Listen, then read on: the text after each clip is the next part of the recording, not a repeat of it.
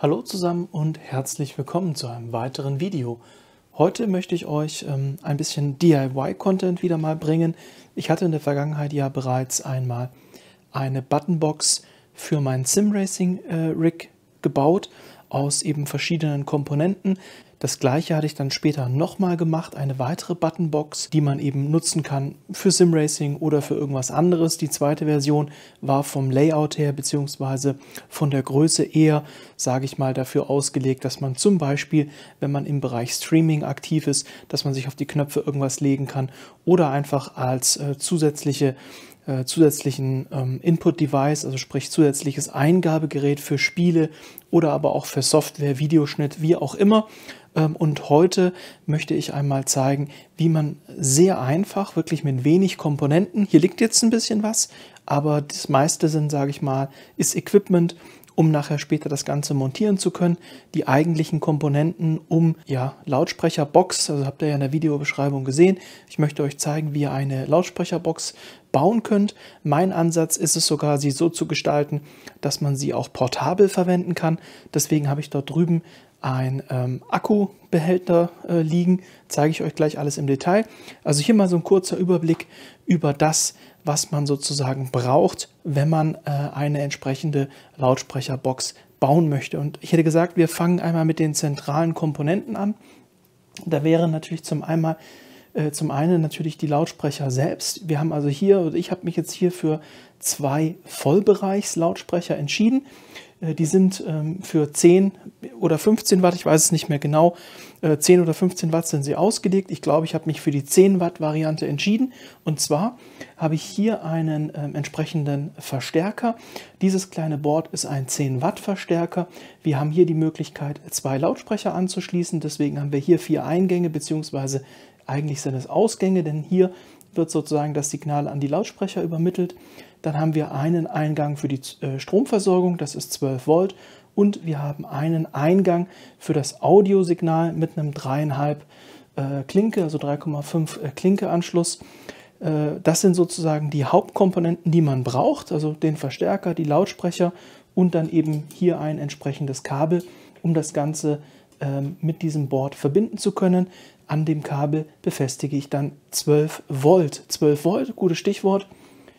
Da habe ich hier dieses portable Akkugehäuse mir gekauft. Und wie ihr sehen könnt, da passen 8 von diesen Doppel-A-Batterien rein. Und die sind so geschaltet, dass die eben nicht parallel laufen, sondern in Reihe. Bedeutet, diese 1,5 Volt werden aufaddiert, sodass wir bei diesen 8 Batterien dann am Ende eben auf 12 Volt kommen. Wir haben da natürlich jetzt eine begrenzte Lebensdauer bzw. nur eine begrenzte Kapazität zur Verfügung.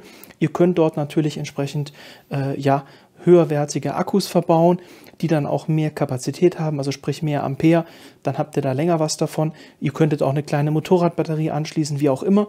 Grundidee war es einfach nur zu zeigen, man kann sowas auch modular bzw. portabel bauen. Ansonsten, wenn ihr das nicht wollt, dann macht ihr eben hier einen entsprechenden Stecker ran für die Steckdose mit einem Konverter auf 12 Volt, also einem AC-Adapter, der Netzspannung auf 12 Volt konvertiert und schließt das dann einfach an das Board an und habt sozusagen einen kabelgebundenen Lautsprecher. Wenn ihr das, wie gesagt, über so ein externes Batterie oder eben Akkufach macht oder eine Motorradbatterie, wie auch immer, da sind sozusagen der Kreativität keine Grenzen gesetzt, dann könnt ihr das ganze System auch mobil aufbauen. Was man dann auch braucht, das habe ich mir am 3D-Drucker vorbereitet, ein entsprechendes Gehäuse. Ich habe jetzt hier mal ganz simpel gestartet. In das Gehäuse kommen dann die Lautsprecher hier so rein. Die werden dort verschraubt, zusätzlich auch noch verklebt. Dafür habe ich hier entsprechend Silikon. Warum verklebe ich das? Damit hier eben entsprechend die Verbindungsflächen wirklich dicht sind und da kein Schall oder auch keine Luft entweichen kann. Ich habe eine Öffnung, wo ich später die Kabel nach außen durchführe. An der Rückblende, hier wird dann das Board eingesetzt, das kommt hier drauf, da habe ich mir ausgemessen, auf welcher Position das kommt. Ich bin mir noch nicht sicher, ob ich das verschraube oder verklebe, aber dort wird das Board angebracht, die Kabel führt man dann hier durch, sowohl das Audiokabel, also dieses 3,5er Klinkekabel, als auch das 12 Volt Kabel Und hier oben hat man dann die Möglichkeit, die Lautstärke zu variieren bzw. ja, die Verstärkung einzustellen. Das Gehäuse, dann kommt später wahrscheinlich noch ein bisschen ja, Audio oder auch Dämmfolie rein, damit das ein bisschen Bass bekommt, das Ganze.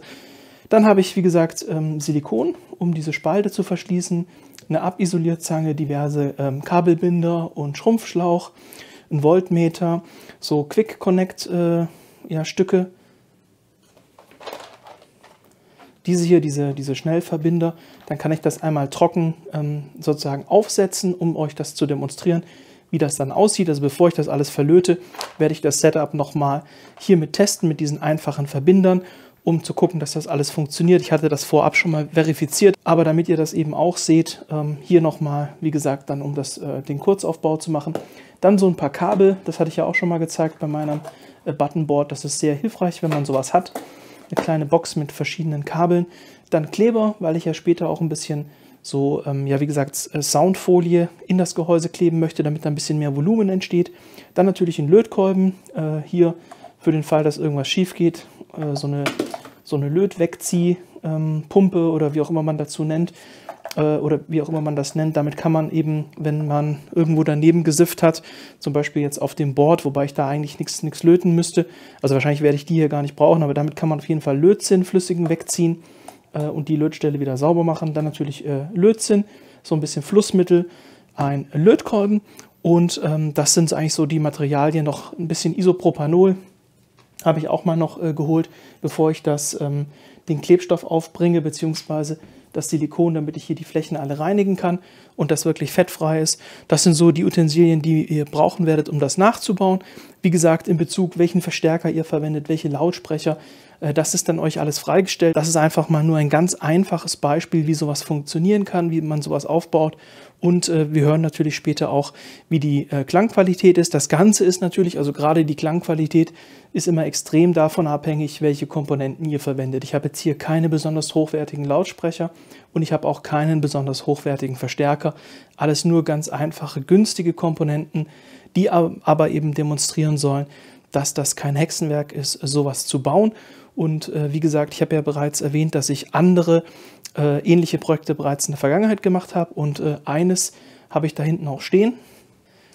Das hier ist zum Beispiel eines der Projekte, was ich in der Vergangenheit gemacht habe. Wie gesagt, die zweite Version meiner Buttonbox. Die erste Version habe ich ja dediziert für mein Sim-Racing-Rig gemacht. Die zweite Version, wie gesagt, hat solche Momentan-Knöpfe, also die halten ihren Status und einige einfach ja, Aktuatorknöpfe oder Knöpfe, die eben sozusagen ihren Status nicht halten. Und das kann man dann zum Beispiel verwenden, um, wie gesagt, zusätzliche ja, Direkttasten in einem Programm zu verwenden oder in einem Spiel, wie auch immer. Auch hier, wie gesagt, in welcher Form ihr das nachher verbaut. Das Ganze basiert ja auf diesem Arcade-Board, was ich auch in meiner ersten Version verwendet habe für Sim-Racing. Wenn ihr da Interesse dran habt, wie sowas geht, ihr braucht dafür nichts zu programmieren. Das geht ohne Programmierkenntnisse, reine Elektronik an der Stelle, super easy. Ein 3D-Drucker ist natürlich hilfreich, dann könnt ihr da selber ein bisschen kreativ sein in Bezug darauf, in welcher Form ihr das Ganze verbaut.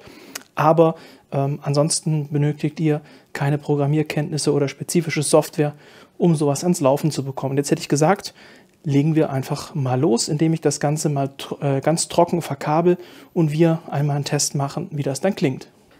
So, als erstes werde ich jetzt einmal die Anschlusskabel an den Lautsprechern verlöten. Dafür habe ich eine Knipszange oder eine Kneifzange, um mir die Kabelstücke zuzuschneiden, eine Abisolierzange, Lötkolben, Lötzinn und ja, später hier noch so eine kleine Löthilfe, damit ich dann die Kabel einfach also mit Lötzinn am Ende belegen kann. Ich brauche jetzt überhaupt nicht viel Kabel, das ist ein ganz kurzer Weg. Versuche die aber gleich lang zu machen. Dafür nehme ich einfach ein Kabel, schneide das zu und orientiere mich dann an dieser Länge. Das ist jetzt nicht 1000%ig, aber good enough, würde ich mal sagen.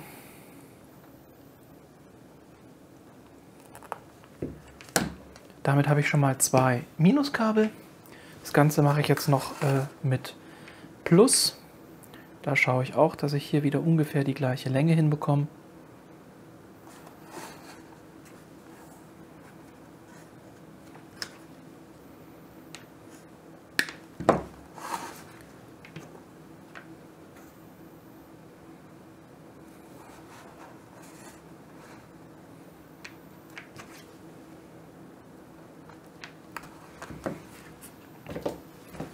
Jetzt isoliere ich die Kabel ab. Ihr könnt das natürlich auch mit der Kneifzange machen, aber ich finde hier diese Abisolierzange super hilfreich und das Ergebnis ist einfach top. Deswegen verwende ich gerne diese Abisolierzange.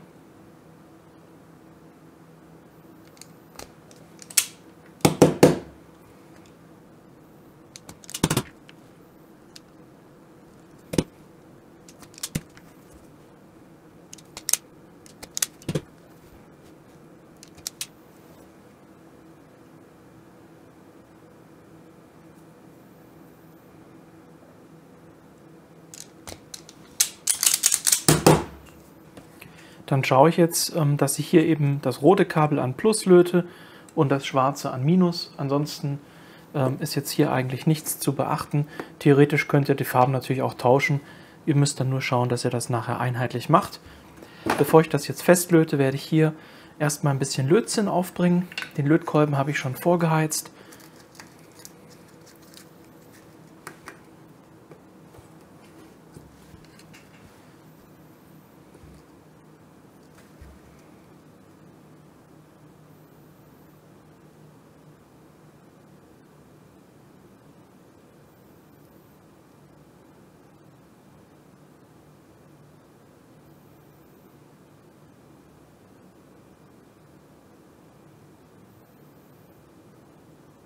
So, damit wäre das erste Kabel fertig. Das mache ich jetzt noch ein paar Mal. Ich schaue mal, dass ich jetzt noch eine Einstellung hinbekomme, wo ihr das noch ein bisschen besser sehen könnt.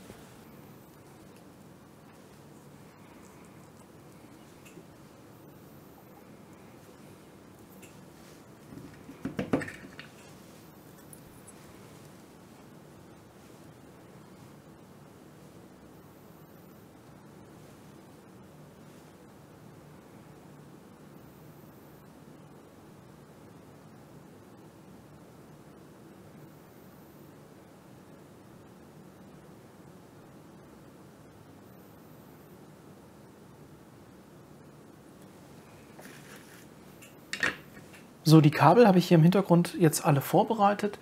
Jetzt ist der nächste Schritt, ich werde hier die Anschlüsse ein bisschen mit Lötzinn vorbereiten, damit nachher ich das Ganze leichter anlöten kann, also sprich die Kabel. Da trage ich jetzt einfach ein bisschen Lötzinn auf, dann habe ich das nachher viel einfacher, wenn ich hier die Kabel anlöten möchte.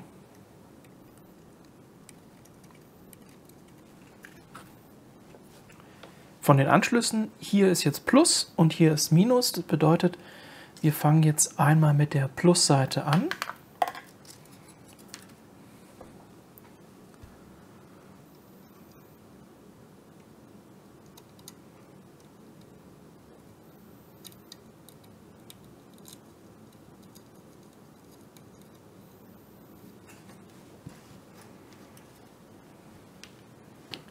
Und das gleiche mache ich jetzt hier drüben auf der Minusseite.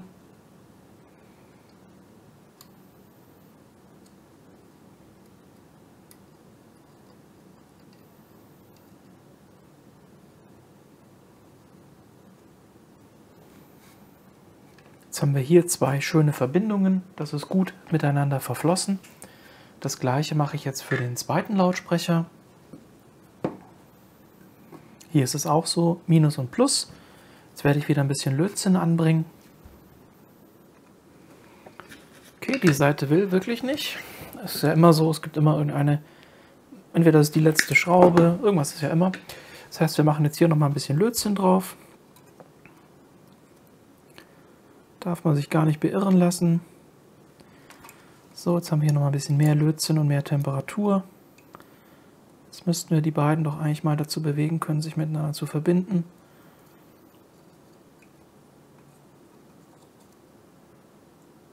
Jetzt sieht es besser aus. Wunderbar. Einfach nur geduldig sein. Jetzt haben wir hier auch eine sehr schöne Lötverbindung. Das heißt, wir haben jetzt beide Lautsprecher miteinander oder beziehungsweise vorbereitet, die Lötstellen beziehungsweise die Kabel. Und jetzt sind wir tatsächlich schon an dem Punkt, wo wir das Ganze einmal trocken testen können. Denn wie am Anfang erwähnt, ist das ja wirklich ein ganz einfaches Setup. Bedeutet, wir haben ja nur diese beiden Lautsprecher, die dann eben angeschlossen werden an unseren Verstärker. Den Verstärker haben wir hier. Dann habe ich, wie gesagt, meine Stromquelle. Das ist jetzt hier meine Akkubox, wo dann eben 12 Volt rauskommen. Und dann brauchen wir natürlich noch eine Audioquelle. Da werde ich einfach das Handy nehmen. Das werde ich jetzt einmal verkabeln, also vorbereiten. Und dann machen wir einmal den Test, wie das Ganze sich anhört. So, ich habe jetzt einmal alles trocken verkabelt, habe hier meine Stromquelle mit diesen einfachen Verbindern und dem Kabel verbunden, habe also jetzt Strom, meinen Klinkenanschluss, die beiden Lautsprecher und hier drüben habe ich mein Handy.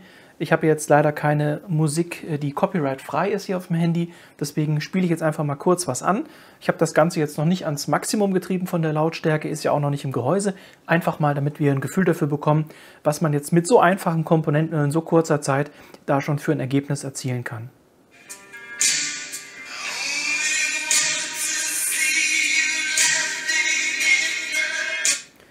Also, wie gesagt, klangtechnisch ist das jetzt kein Meisterstück, aber man muss ja bedenken, einfache Lautsprecher, ganz einfacher Verstärker, hier so ein uralt Klinkekabel von mir, was auch nicht mehr das Beste ist und eben als Ausgangsquelle das Handy.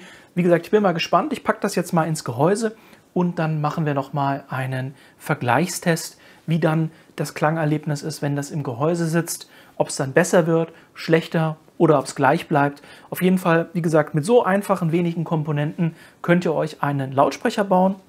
Und wenn ihr das Ganze eben portabel gestalten wollt, packt ihr das, also die Stromquelle eben, wie gesagt, in Form einer Akkubox oder einer kleinen Motorradbatterie, wie auch immer. Ich werde die dann einfach mit mir tragen, wenn ich den Lautsprecher irgendwo im Einsatz habe. Kann ja dann über das Kabel beides verwenden. Vielleicht mache ich mir auch noch ein doppelseitiges Klettband hier hinten hin und kann das dann hinten ans Gehäuse befestigen. Vielleicht werde ich auch irgendwann noch mal eine Version machen, wo ich die Akkus ins Gehäuse verlagere. Mal schauen, aber so finde ich es eigentlich schöner. So habe ich eben die Freiheit, es kabelgebunden mit einem Konverter zu verwenden, also einem AC-Adapter, also AC zu DC-Adapter oder eben mit einer mobilen Stromquelle, wie auch immer. So ist man einfach ein bisschen flexibler. Wie gesagt, ich packe das jetzt ins Gehäuse und dann hören wir uns das nochmal an. So, ich habe jetzt alles mal grob vorbereitet und wie ihr sehen könnt, ich habe jetzt hier auch entsprechend innen drin so ein bisschen Schaumstoff rein. Das ist so Dämpfungsmaterial für Hi-Fi-Lautsprecher. Ich verlinke euch die ganzen Komponenten wie immer unten in der Videobeschreibung. Die Lautsprecher habe ich jetzt vorne einmal nur mit 2 Schrauben befestigt und auch noch kein Silikon aufgebracht oder angebracht. Mir geht es jetzt einmal darum zu schauen, ändert sich das Klangbild, wenn ich das Ganze hier im Gehäuse habe, ja oder nein. Dafür packe ich jetzt auch einmal das Board an die Stelle, wo es hin soll. Merke jetzt auch schon, dass ich hier so ein kleines Problem habe mit meinen Steckern. Also mein Klinkestecker ist ein bisschen zu tief. Das heißt, da muss ich dann eine Variante besorgen, die kürzer ist. Mein Stromstecker ist kein Problem, aber mein Klinkestecker, das hatte ich tatsächlich im Vorfeld nicht abgeklärt bzw. nicht sichergestellt, weil ich das Klinkenkabel, was ich jetzt hier habe, auch gar nicht verwenden will. Das ist schon ein bisschen kaputt. Das heißt, da muss ich so ein neues besorgen und dann besorge ich einfach eins, was kürzer ist. Dann passt das auch in die Position, denn vom Stromkabel her würde es passen. Jetzt ist das hier so ein bisschen Kabelsalat. So, wenn ich jetzt mal nur... Die Kabel habe ich jetzt natürlich schön kurz gewählt. Das rächt sich jetzt so ein bisschen.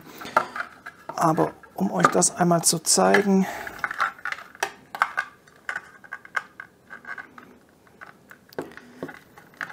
So, rein vom Stromkabel her passt das wunderbar ins Gehäuse und verankert dann auch das Board. Das heißt, da ist dann gar nicht mehr so viel zusätzliche Montage nötig. Wie gesagt, ich werde das trotzdem noch verkleben oder verschrauben, je nachdem in der Endversion.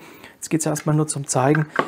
Kann ich jetzt aber natürlich nicht, wie gesagt, so verbauen, weil mein 3,5er Klinkekabel einfach ein bisschen zu lang ist. Bedeutet, wir legen das jetzt mal nach innen und schließen einfach den Deckel.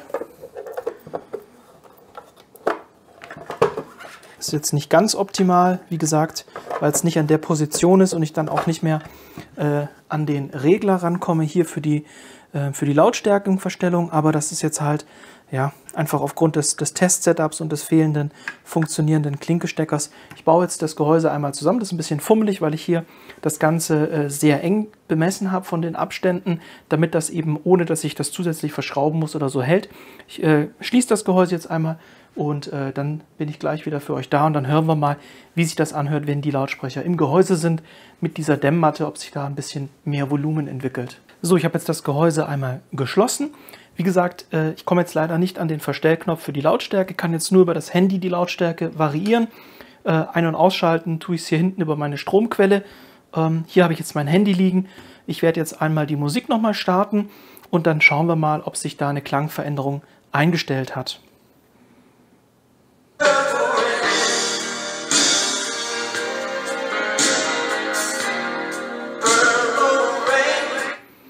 Also für mich ist es jetzt so, ich kann wie gesagt immer nur kurze Stücke wiedergeben. Ich schaue mal, wobei nein, ich packe euch jetzt mal schnell aufs Handy Musik, die kein Copyright hat und dann hören wir uns mal ein längeres Stück an, denn ich für mich persönlich finde, dass dadurch, dass ich das jetzt im Gehäuse habe, auch mit dieser Lautsprecherfolie beziehungsweise mit dieser Dämpfungsmatte da drin, da ist jetzt nicht viel drin, nur ein bisschen, aber ich muss sagen, das Klangerlebnis hat sich dadurch schon deutlich gebessert und ich habe ja jetzt hier wirklich einen ganz kleinen Klangkörper, ne? Ich wollte das ja möglichst kompakt haben, habe deswegen auch kleine Lautsprecher gewählt und es ist ja ein kleiner Klangkörper. Wenn man das Ganze etwas größer dimensioniert, kann man da mit den Lautsprechern auch noch mal ein bisschen mehr rausholen oder wenn man eben höherwertigere Lautsprecher verwendet, dann kriegt man da wirklich gute Ergebnisse zusammen mit einem schönen Verstärker. Aber wie gesagt, ich packe euch jetzt mal copyright-freie Musik aufs Handy und dann hören wir uns noch mal eine längere Passage an. So, ich habe jetzt einmal ein paar Songs, genauer gesagt 3 Stück, ohne Copyright, Einschränkungen aufs Handy geladen.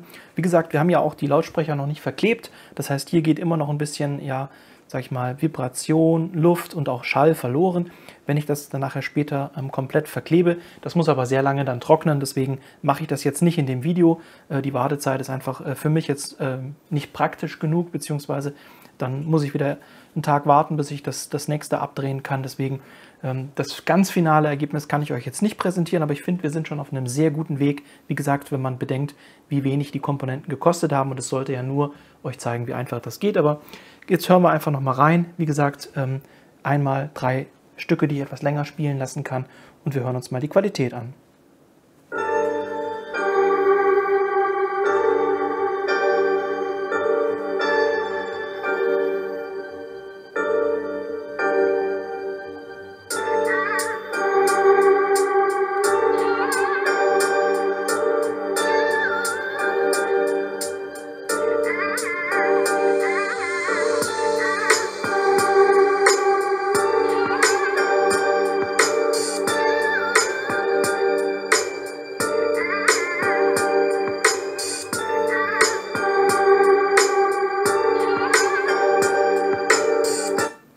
Also das war jetzt mal so ein kleiner, längerer Vorgeschmack. Die Höhen, finde ich prinzipiell, kommen sehr sauber raus. Auch die mittleren Töne, finde ich, sind sehr gut.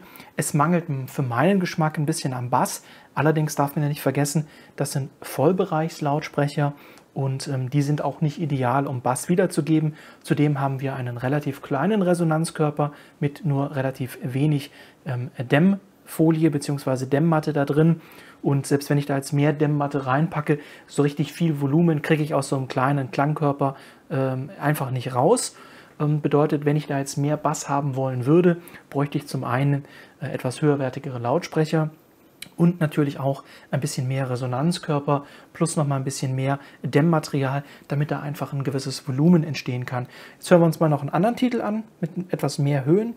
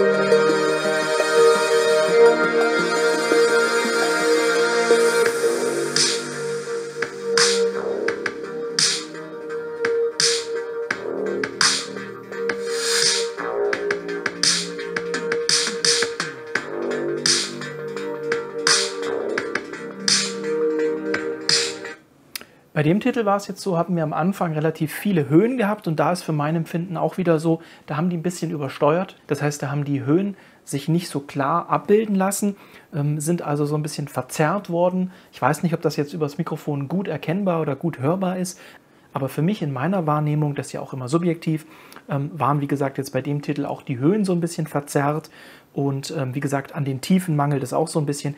Aber es ist einfach ein Kompromiss und man muss ja bedenken, das Ganze wird jetzt hier von 8 Doppel-A-Batterien betrieben. Ne? Also wir haben hier einfach nur 8 Doppel-A-Batterien, die das Ding hier betreiben. Und dafür ist das schon wirklich super kompakt. Ja, von der Größe, das mache ich mir da hinten mit Klett an die Rückseite dieser Lautsprecherbox. Ich kann den überall mit hinnehmen. Wie gesagt, die Komponenten waren wirklich nicht teuer. Schaut in die Videobeschreibung, super easy.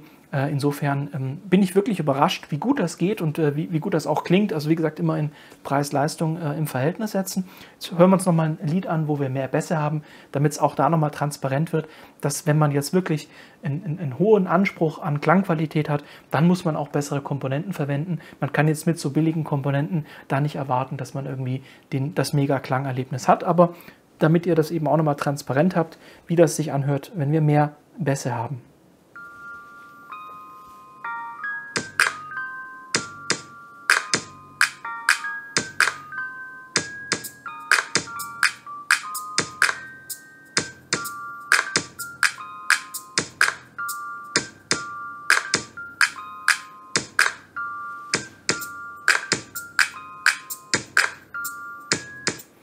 Da hört man jetzt eben, finde ich, sehr, sehr gut, also ich hoffe ihr auch, dass eben die Bässe einfach gar nicht in dem Volumen oder, sag ich mal, in der Intensität vorhanden sind. Das ist eher ja, so eine Art softes Klatschen oder sowas. Also da fehlt einfach, wie gesagt, das Volumen. Aber unabhängig davon, relativ einfach zu bauen, sowas. Ihr könnt sowas natürlich auch in einem größeren Maßstab bauen. Ihr könntet sowas auch bauen als reinen Passivlautsprecher, wenn ihr jetzt einen Verstärker habt. Ja, also sprich, ihr könntet auf die gleiche Art und Weise oder auf eine ähnliche Art und Weise, ohne diesen zusätzlichen Verstärker, einfach nur mit verschiedenen Lautsprechern, also Hoch-, Mittel- und Tieftönern in einem entsprechenden Gehäuse und einer Frequenzweiche, könntet ihr euch auch einen Hi-Fi-Lautsprecher bauen. Der wird dann eben von dem Strom bzw. der Stromstärke eures jeweiligen Verstärkers betrieben. Hier ist es eben so, haben wir jetzt einen aktiven Verstärker drin mit einer entsprechenden Stromquelle und euer Handy muss sozusagen nicht den Strom bereitstellen, sondern in dem Fall ist der Lautsprecher über die eigene Energieversorgung in der Lage, diese Informationen oder beziehungsweise die Musik aktiv wiederzugeben. Das ist jetzt also sozusagen ein Aktivlautsprecher. Die Alternative wäre, wie gesagt, ein Passivlautsprecher. Dann braucht ihr aber als Wiedergabequelle etwas anderes als euer Handy oder einen MP3-Player, denn der hat nicht diese Verstärkerleistung, die dann benötigt wird, um sowas eben mit Strom zu versorgen. Und wie gesagt, Ein- und Ausschalten, ganz einfach hier bei meiner Konstruktion an dem Batteriefach ist einfach ein Ein-Ausschalter. Dann schalten wir das aus und dann ist das gesamte Konstrukt ausgeschaltet. Und wie gesagt, was ich jetzt gemacht habe, man sieht hier, die Kabel gehen hinten raus. So hat man auch die Möglichkeit, dass wenn ein bisschen Bass entsteht, bei den Lautsprechern entsteht nicht viel Bass, aber wenn ein bisschen Bass entstehen würde, würde sich das nicht aufstauen, sondern könnte die Luft auch entsprechend entweichen. Und wie gesagt, ich habe das relativ eng konstruiert, sodass man das einfach hier auf- und zumachen kann, ohne zusätzlich verschrauben zu müssen oder ähnliches. Und alles, was ich jetzt noch gemacht hatte, habt ihr eben auch schon ein bisschen gesehen, ist, dass ich hier drin so ein wenig von dieser Lautsprecher-Dämmfolie angebracht habe, damit wir noch mal ein bisschen mehr Volumen haben, denn am Volumen mangelt es natürlich bei dem Setup. Aber unabhängig davon, dass wir jetzt relativ wenig Bass und relativ wenig Volumen haben, finde ich, ist das Klangergebnis gar nicht schlecht. Zudem ist es eben sehr einfach zu transportieren, es ist sehr klein, es ist sehr kompakt und sehr einfach auch nachzubauen. Ich hoffe, es war für euch etwas Hilfreiches dabei. Ich werde jetzt hier das Ganze noch entsprechend mit Silikon ummanteln, also sprich die Lautsprechereinsätze mit Silikon ummanteln und dann mit 4 Schrauben festschrauben. Dann lasse ich das über Nacht trocknen. Dann besorge ich mir noch ein anderes Klinkekabel, was ein bisschen kürzer ist, damit das hier auch in mein Gehäuse passt. Werde meinen Verstärker entsprechend an meinen Positionen hier am Rückdeckel befestigen. Das Ganze werde ich dann wahrscheinlich verschrauben. Der kommt ja hier oben, wird der ja reingesetzt. Da haben wir, oder beziehungsweise habe ich hier diese Aufnahmepunkte vorbereitet. Da passt der dann perfekt rein. Wenn ich den dann nachher hier so ansetze, kann ich den hier perfekt auf diese Montagepunkte befestigen oder an den Montagepunkten befestigen. Dann kommt hier oben am oberen Teil, wo der Drehregler rausschaut, kommt dann noch eine etwas schönere Kappe oben drüber. Die muss ich mir noch aus dem 3D-Drucker drucken. Und dann ist die portable Lautsprecherbox auch schon fertig. Ganze, wie gesagt, ihr habt ja gesehen, ich habe das jetzt in einem Video innerhalb von, ja, sagen wir mal 20 Minuten zusammengebaut gehabt. Klar, man muss ein bisschen was vorbereiten, aber ihr wisst ja jetzt, wie es geht. Ihr wisst, welche Komponenten ihr braucht. Dann ist das ruckzuck für euch nachzubauen. Vielleicht sogar noch in einer etwas besseren und schöneren Variante mit höherwertigeren Komponenten. Verklebt habe ich die Dämmmatte einfach mit so Uhu Alles Kleber. Ihr könnt natürlich auch irgendeinen anderen Kleber verwenden. Irgendwas, womit sich eben diese Dämmmatte hier im Gehäuse wunderbar verkleben lässt. Und dann ist die Sache auch schon fertig. Somit war es das fürs heutige Video. Ich hoffe, es war was Hilfreiches für euch dabei. Wenn ihr Interesse an mehr so Content habt oder vielleicht wollt, dass ich auch mal eine größere Version baue mit etwas höherwertigeren Komponenten, lasst mir gerne Kommentare da. Dann weiß ich, dass da Interesse besteht. Ansonsten, wie gesagt, habt ihr jetzt eben eine Idee bekommen, wie ihr sowas für euch nachbauen könnt. Und wie gesagt, das ist ja nur eine Möglichkeit, das Ganze auszuprägen. Da bin ich sicher, da fallen euch nochmal andere, interessantere Möglichkeiten ein, wie man sowas nutzen kann. In dem Sinne, euch eine gute Zeit und gerne bis zum nächsten Video.